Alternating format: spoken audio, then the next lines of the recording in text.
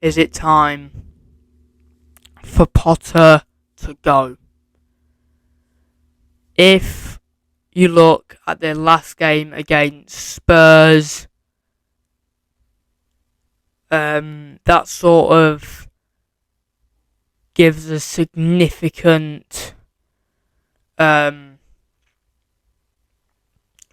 sort of gives us a view of what Graham Potter's job.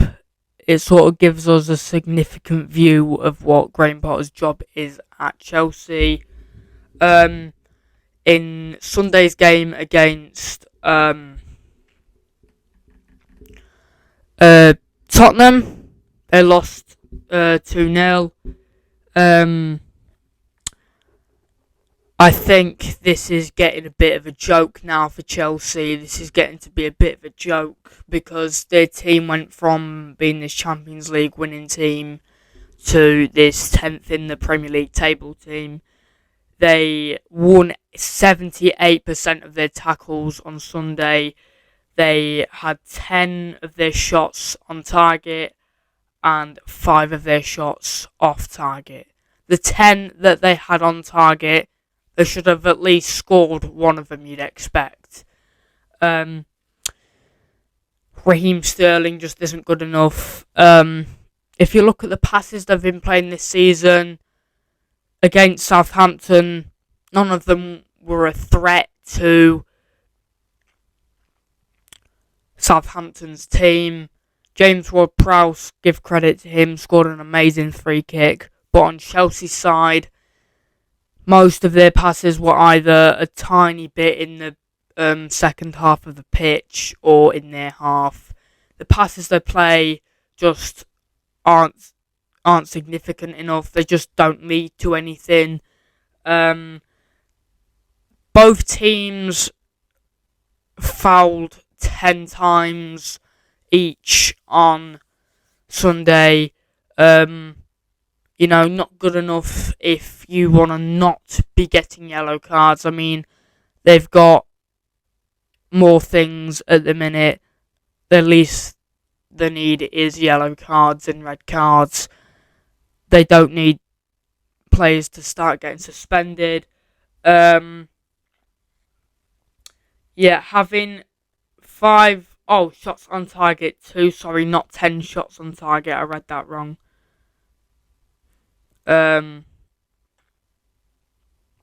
Actually, no, they did have 10 shots on target. I don't know why I've written down that they had 2 shots on target.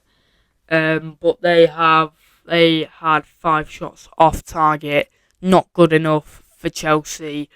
Tottenham's win percentage was 96.6, obviously because they won the game 2-0. But Chelsea's was 0.1. That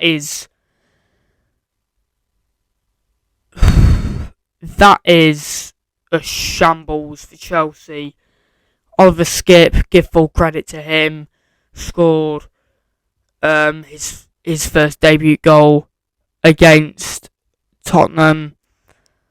Against Chelsea, Harry Kane scored another goal for the Tottenham team on Sunday. Tottenham won 59% of their tackles, so a little less than Chelsea, because Chelsea won 78% of their tackles. Chelsea just got even worse. If you look at this momentum sheet, if you look at this momentum map, Chelsea got worse into the second half as Tottenham scored their goal. They obviously got higher up, and then they scored the second goal, which just sank Chelsea. And Tottenham played a 3-4-2-1 formation, and Chelsea played a 4-2-3-1 formation. Tottenham made 410 passes in this game, and Chelsea made 596. So, as we looked at their passing chart earlier on, the passes they're making aren't significant enough. Tottenham just rifled through their defence on Sunday. As you can see from this screenshot, they just ripped Chelsea to pieces. From minute 0 to minute 46, Tottenham hadn't scored any goals until Oliver Skipp's goal on the stroke of half time, and I think that goal will prove Oliver Skipp's potential. He's a young player, hasn't scored any goals yet until Sunday, and I think that Chelsea should probably be winning more of their games. As Michael Owen said, if you don't score goals, you don't win games, and that is very true. If you don't score goals, you don't win games, and that is what Chelsea are doing at the minute. They're not scoring goals, they're not winning games. As you can see here, from the last 6 games, it's either a loss or a draw. They've had 3 draws. They've had 2 draws and 3 losses in the last 6 games. It's just not good enough.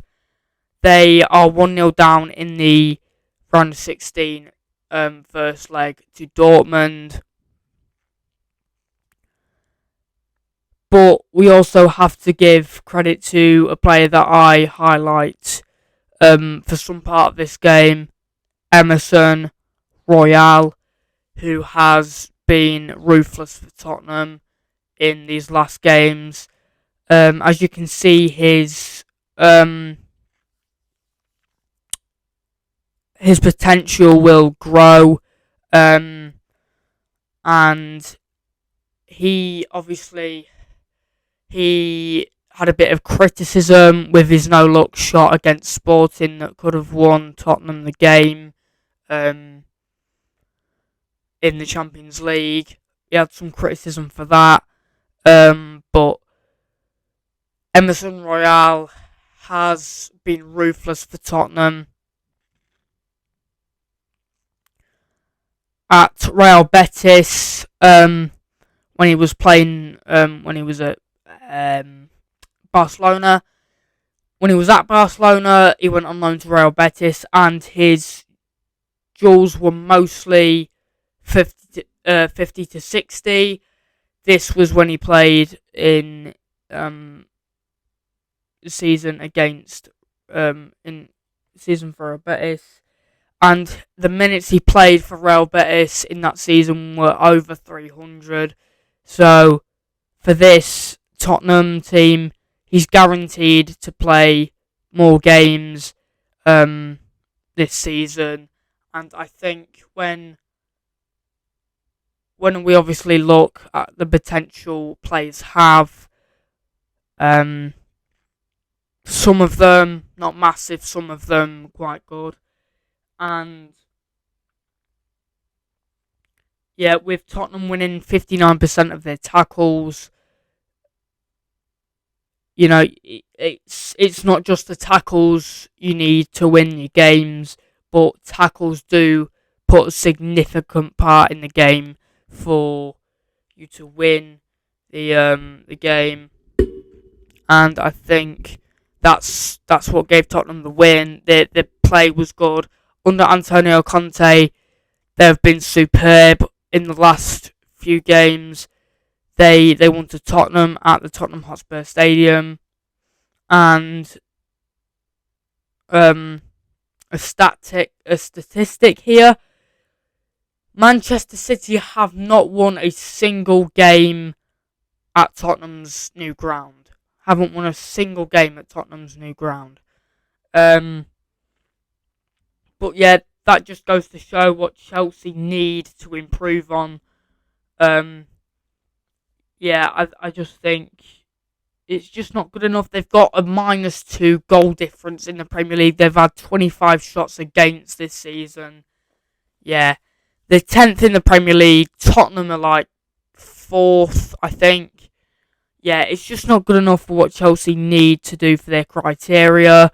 Chelsea should be challenging for the top 4, not challenging for the Europa Conference League, and Graham Potter, I don't think he will be there for much longer if he keeps playing like he is.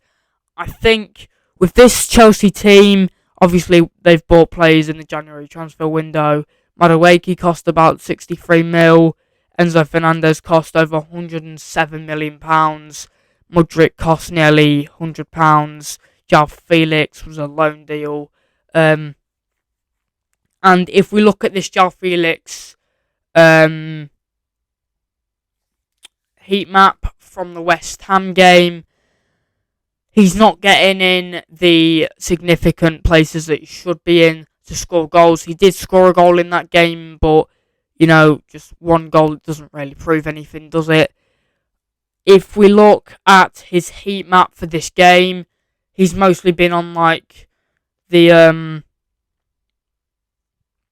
mostly been on the wing and not been near the box enough. I think that just goes to show how bad Chelsea play. He's been mostly on that wing more than he has in the box where he should be. With